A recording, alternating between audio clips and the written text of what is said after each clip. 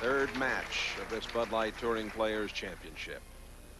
And the average after 2 matches on this TV pair, 220.7. Ferraro opening on 39 with a strike. Well, this is the hottest player on the tour over the last few weeks by far. He qualified second last week in Rochester, won the Chevy Truck Classic. Right back in that same position again today, needing to win 2 matches for his 5th title of the year. And that came up a little short. David is playing, excuse me, Jay, Dave is playing a much more extreme angle on the lane, and he's playing right near the edge of the channel. Watch this ball, it almost tilts right at that point. That's about as far as you want to get it before you don't get any pins.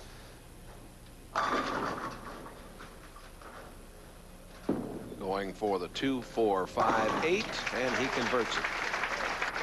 We mentioned he's got a chance for 5 titles this year. 37 years old out of Vidor, Texas. 13 years on the tour.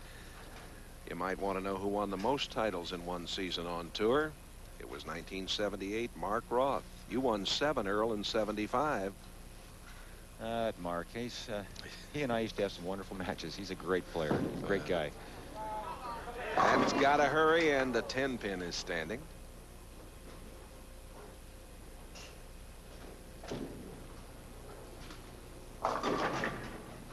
Dave's playing pretty much the same line he played last week in Rochester. And what that means is that the way the PBA is doing the lane surface, the dressing pattern, the oil on the lane, is conducive to a variety of shots. And Dave, major mistake there. Wow. Dave is making what he feels is the best shot work as Ferraro was playing around the second arrow. Dave's playing around the first or second board. And here you get another look at that spare. He just got careless. He made a big mistake, and you don't do that against players like Dave Ferraro and get away with it very often. Ferraro, another strike, and he bounces out to a 22-pin lead. Ozio, probably going to be bowler of the year. Commissioner Joe Antonora is seated behind him there. David talked in the opening of our broadcast about all the hours of hard work. He really has dedicated himself this season, and it's paid off for him. He has, and a real fundamentalist. He's worked hard on his swing. He has a wonderful arm swing, a very fluid, flowing style to the foul line, great knee bend and great extension. I think that was just a mental error he made there on the 10-pin. It won't happen again. 3 in a row for Dave Ferraro. And very quickly, Dave Ozio up on the approach, ready to go.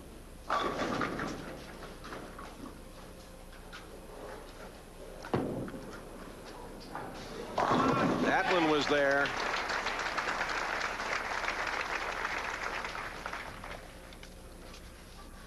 Now, here's the guy you want to model your game after. If you're a young bowler, you're learning to play the game, fundamentally sound, it doesn't get much better than this. Look at the swing, straight back, straight through.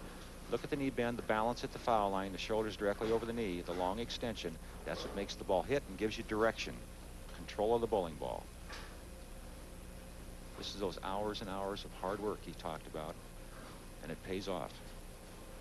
Getting a re-rack on 39, and now he is set. 7-pin. Very seldom will you see that happen, but when it does, it's from that extreme outside angle. The ball almost went in the channel that time. That's as close as he's gotten it to going over the edge. And David, one of the players who will switch balls and throw it hard and straight at the corner pins, cross lane.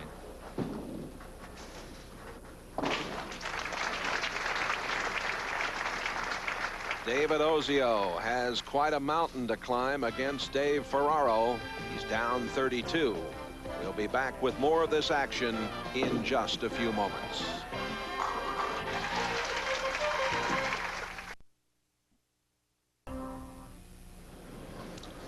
David Ozio. We're in the 6th frame, and Ozio in deep trouble. And Earl, you wonder if maybe he's had a bit of a letdown. It's been such a remarkable year for him. Maybe he's lost a little bit of the concentration. And this fella, who struck out in the last match in the 10th and now has 5 strikes here, has 8 in a row going. He does, and I think you're right. I think there's another open, another missed spare, and a very unusual miss there. Dave Ozio, as you mentioned, has had a remarkable year. I think he's mentally tired, not physically tired. And I think he's just to the point now where he's just going to be finishing out. And the string is stopped. 8 in a row for Ferraro before he left this 10-pin. And starting with first 5, we were thinking about that Budweiser bonus. Right. The PBA Bud Light bonus. people have put up an extra 5,000. The PBA bonus of 10,000 for a 300 game. Here's the 300 game of Chris Warren this week and the other high games. Bob Benoit, who had that 300 on national television for $100,000 a few years ago.